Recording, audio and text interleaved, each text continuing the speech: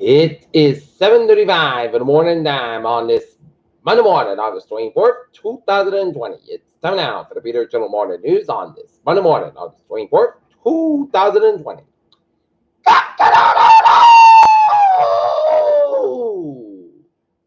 Good morning, y'all. This lovely Monday morning, August 24th, 2020. It is 7:35 a.m., 70 degrees in Norton, Massachusetts. Top stories on the Peter Channel Morning News on this Monday morning is President Trump's turn as Republicans hunt for an election reset, improved mood at National Convention. Kellyanne Conway to leave White House at the end of the month, decided need to focus on her family. In Kenosha, Wisconsin, police shoot a man. Video incident appears to show officer firing several shots into his back at close range. Bay Area wildfires, firefighters fear dry lightning, erratic winds could drive blazes. Coronavirus, Trump offers plasma treatment amid attacks on FDA. TikTok to challenge Trump's executive order prohibiting transactions. Louisiana roadways after Marco track shift. Trump show convention sparks little interest on K Street. Representative Ken Beck responded to Democrats 25 billion post office payout bill. Postal service has been flooded barrels once more as Lucas appears brandished assault rifle. Japan Shinzo Abe returns to hospital one day after he becomes country's longest serving prime minister. New Zealand mosque attack victims confront gunmen in courtroom. Tropical storm Marco closes on Louisiana's Laura buffets Cuba. Rio Tinto CEO cut CEO executive bonus after Cave's blast review. More than half of the Gulf of Mexico oil production shut due to twin storm threat. European stocks and Dow futures rise after Trump's push of coronavirus treatments. Looking at the stocks now. Looking at the European stocks. The DAX up 309.37 at 13,074.17. At TSE up 114.42 at 6116.31. And CAC up 112.71 at 5,009.04. Looking at the Dow up 19.60 at 27,930.33. At the S&P 500 up 11.65 at 33,97.16. And Nasdaq up 46.85 at 11.80. Hubble captures edge of the Cygnus supernova blast wave. Maine went in receptor linked to 53 coronavirus cases and 1 death. And 3-day-old infant among new cases of COVID-19 in Kentucky.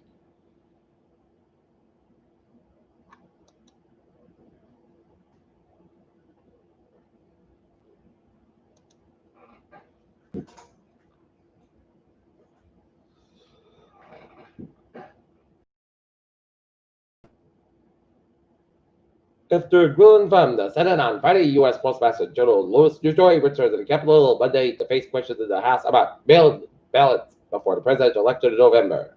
Republicans are set to begin national convention on to renominate Trump. Florida wildlife officials will attempt to resurrect the crown jewel of the state's collapse of the oyster industry aquaculture Bay with a ban on harvest for up to 5 years as part of the $20 billion restoration effort. A federal judge has stated President Donald Trump's re-election campaign lawsuit seeking to prohibit from using ballot drop boxes in elections ahead of a general election in November.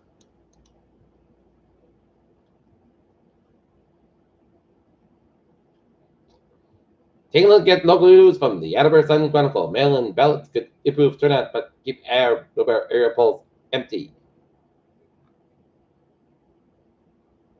High school students looking for certainty normalcy during uncertain times. Former Foxborough resident seeks change in license law after husband stepped in a crash. Community outreach delayed for proposed North Attleboro marijuana growing facility. In Attleboro, fierce bidding for some hot items, bicycles. Norfolk County Commissioner Joseph P. Quizzy has been out to be unveiled for re-election in the Democratic primary on September 1st. Food in Attleboro area for the summer. Seagang school year with hybrid alert. Norton charter changes sparked some opposition and Relay for Life's luminary display joins art at the Attleboro Arts Museum.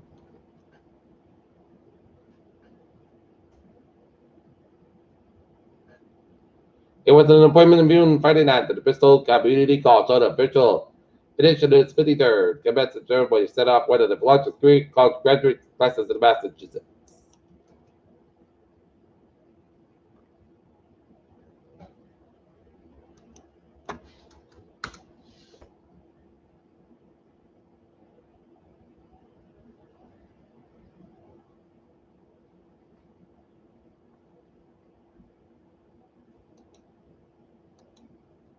Looking at sports at 7:40. Boston Celtics defeat the Philadelphia Sixers last night, 110-106, in to sweep the Sixers in the first round. Boston Bruins take game 1 of the Eastern Conference semifinals with a 3-2 win over the Tampa Bay Lightning, and the Boston Red Sox fall to the Baltimore Orioles 5-4 yesterday afternoon in Baltimore. Roger Goodell tells Fox Sports after he wished he would listen earlier, kneeling in race. Dallas Cowboys worked to Earl Thomas. Every Big Ten athletic director won in the fall season. Michigan's Aiden Hutchinson once won, and Chase Elliott crashes early and Johnson fights to the finish.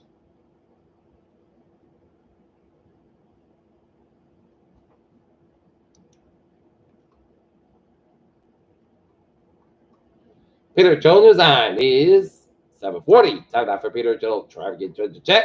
Baby! Bought the MBTA Fitchburg Live trade 7-4-6-6-3 from one choosing operate 5 minutes basket between one choosing and off station due to a single issue, and all frame and whistle line trains may experience delays up to 25 minutes in both directions to the onboard single issue to westward. Trains will operate at reduced speed throughout the area.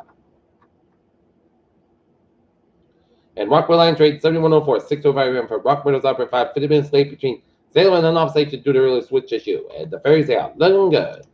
Okay, let's take a look at the highways and byways of New England.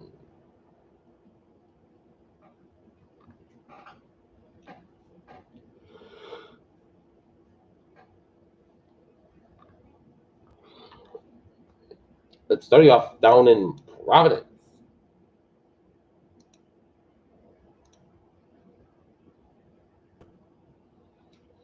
295 at the north, 95 at the north side, also between Route 4 and 117 in the work area. And 95 at the southbound side, a little bit slower on downtown Providence. 13 to the eastbound side, a little bit slower to Newport Bridge, but Jamestown.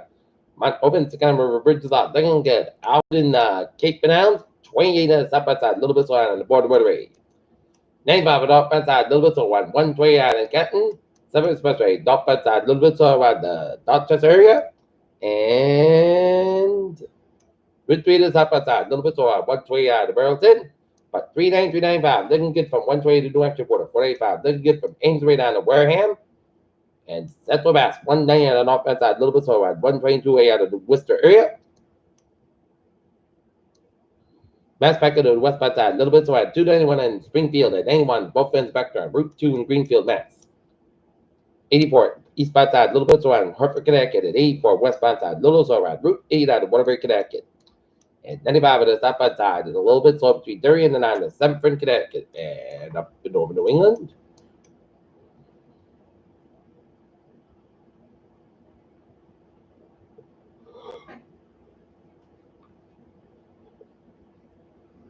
Another on the northbound side, a little bit slower on Lincoln, Maine. And now, looking at the weather at 7:43. Latest on drops from Laura, practically same wind, 65 winds, minimum center pressure 1,000 millibars. I'm looking at 24 days at the north, 78 out of west, moving west northwest at 21 miles an hour. And tropical conditions are expected across Metro Cuba today, as heavy rainfall is likely across Cuba and Jamaica today, and these rains could cause bad slides and light rain and flash flooding. And urban flooding and tropical conditions are expected to dry tortugas. And the middle and lower Florida Keys later today, while the details long range tracking. Intensity forecast are remained uncertain to the lower is forecast for serving over the Gulf of Mexico, and there is an increase in risk of dangerous storm surge and wind and rainfall impacts along portions of the U.S. Gulf Coast by the middle of the weekend. This could result in a prolonged period of hazardous weather for areas that are likely to be affected by Marco and address along the Gulf Coast should monitor the progress of Florida and Marco and update to the forecast during the next couple of days. And as a Marco, 60 mile per hour winds, minimum center pressure 1,003 millibars. Looking at 27.6 to the north, 88.2 to the west, movement northwest at 10 miles an hour. Gusty winds, dangerous storm surge and heavy rainfall expected from Marco along parts of the Gulf Coast beginning later today. Interest in these areas should follow any event given by local government officials. And tropical storm Laura could bring additional storm surge and rainfall. And wind back to the ports of the U.S. and Gulf Coast by the middle of the weekend. This could result in a prolonged period of hazardous weather for the areas that may be affected by Marco, and there should be monitored progress of Marco and Lord and updates to the forecast during the next few days. Closer to home, Seeing some light back to the rain showers from Jeffrey After down to west of Worcester and east of Springfield and down 84 from Sturbridge down to Hartford, Connecticut, and some rain showers in southern Berkshire County and Massachusetts on the east central tip of New York State. And rain showers north of Denbury, Waterbury, Connecticut. Okay, looking at the forecast discussion. Warm and humid conditions to continue in early next week as scattered thunderstorms are expected to develop again today, a few of which may become strong and severe as thunderstorms may form. Numerous on Tuesday have a strong cold front, and those may also become strong to severe and dry autumn feel across southern New England on Wednesday. Then settled pattern returns late into the weekend, heading into the weekend with temperatures trending upward. Widely scattered strong severe thunderstorms and gusty winds is expected this afternoon, mainly near Savannah, Mass Packing, while much of the Massachusetts, Wakesville, mid-level clouds. Low clouds in areas of Petrobras were again prevalent early this morning across most of the Connecticut, Rhode Island, and into adjacent southeastern Massachusetts. And this mainly where 2 points have pulled. Expected that shortly after sunrise, we expected another very warm and humid day for much of the southern New England with high temperatures in the upper 80s and low 90s. And cool near the coast where sea breezes will keep highs today in the low 80s. And generally similar large scale pattern to yesterday, the focus of today centers around the risk of scattered strong and locally severe thunderstorms this afternoon, wind fields, and related storms. However, did not know that HREF and NM show somewhat variable and stable Cape valves ranging from 2,000 near 3,000 JKG and mid-level lapse rate around 60 kilometers on the 7 and 500 millibar. And note that 850 500 millibar lapse rate are somewhat closer to the 6.57 Celsius kilometer at most buckets per second. Locations of Southern New England and Dandraft Cape valves are similar to yesterday on the order of 8,000, 1,000 JKG regionally values, which will be again strong damage to straight line winds as well as journey cool pulls that may go to spark news thunderstorm cough as well. The case yesterday across parts of the central Massachusetts and the Boston area, which is lacking, is otherwise quite subtle musical scales. Sources of left besides cold pull apples and against sea breezes can seem to put a subtle wind chip across the Berkshire's Connecticut Valley. Some loose agreement on widely scattered storms rumbled on that the winds chip between 2 p.m. and 8 p.m. mainly near south of the Mass Pike. In fact, the available kind of seemed reported to be an area from Amherst to Worcester to Dogwood, southward to Hartford, Providence, Warwick, City, a little bit of having the best shot at storm today, which is lesser chances elsewhere, excluded dry Cape Cod. Speaking of thunder hazards today, while the expected storm coverage should be less than yesterday, I still have up to the include inlet word of gusty winds that given a strong heating and sizable downdraft Cape Cod, however, added heavy rain as well outside of the urban areas. MRMS precipitation has been anywhere from 2 to as well, just 5 inches of rain fell yesterday from the south shore of westward to along the Mass Pike for Worcester on the Springfield Holyoke vicinity. Most of the same areas experienced flooding yesterday from train redevelopment storms and insistent dry conditions precluded flash flood watch, but there is some level of concern that the heavy rain from any thunderstorm may fall across this area could lead to additional short fuse hydration and hail is all possibly, but given that the time of the middle of lapse rate spread was too low probably to include at this time. Okay, look at that forecast. Goes like this. Patchy fog before 8 a.m. west. Most of the stats guys with a high near 87 degrees. Cloudy given to southwest about 5 to 8 miles an hour. In the afternoon tonight, isolated showers of thunderstorm before 8 p.m. Then a slight jet showers between 8 p.m. and 9 p.m. Most of the skies about 68 degrees up about 5 to 8 miles an hour coming in the evening. Just as 20% for Tuesday. Jet showers of thunderstorm may after 1 p.m. Some storms gusty hail and small winds. Most of the skies got about 89 degrees and light west wind increase to the 5 to 10 miles and morning west precipitation 30% for Tuesday. Most of the skies got that gradually becoming clear sky low about 57 degrees and northwest about 6 miles an hour for Wednesday. South sky high about 75, low 53 degrees and northwest about 9 miles an hour for Thursday. Jet showers been plenty south sky about 76, low 62 degrees, cloudy given to west about 6 miles an hour in the morning. Jet base is 30% for Friday. Jet showers up to 2 p.m. Most of the south sky about 82 degrees, cloudy given to west about 5 miles an hour in the afternoon. Jet space is 30% for Friday night. A jet showers most skies about 64 degrees and cloudy jet space 50% and for Saturday.